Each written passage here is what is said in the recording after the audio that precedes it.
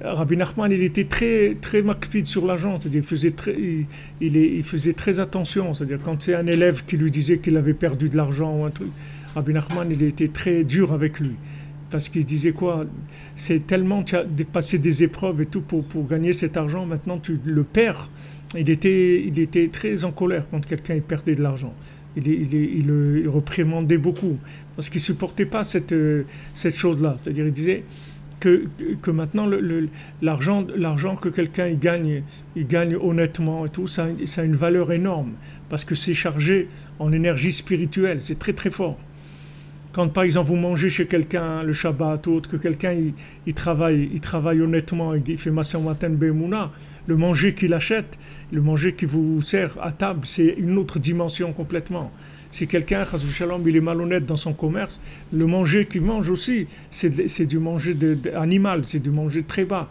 Même si c'est la même pomme de terre qu'ils ont acheté les deux, dans le même sac de pommes de terre.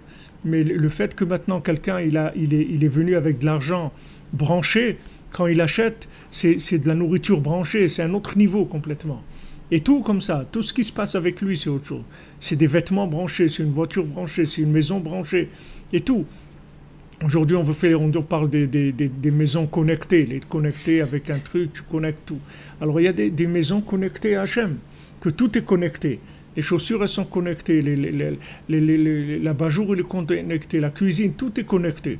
Parce que ça a été acquis avec de l'argent qui brille, de l'argent qui est chargé en spiritualité. Donc quand cet argent-là va acquérir quelque chose, alors il va aussi révéler dans la chose acquise, il va révéler aussi la spiritualité de la chose. Et c'est ça qui fait l'évolution des individus. C'est-à-dire que c'est très important.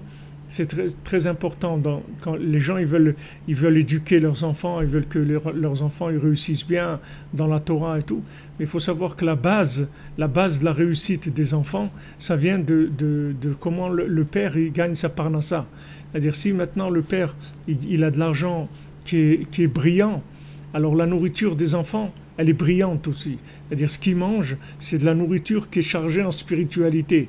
Sinon, si maintenant le père, son argent, c'est de l'argent qui vient du côté de Haman Amalek, c'est-à-dire c'est je sais pas comment ils appellent ça, Fortex ou je sais pas, c'est très tout ça.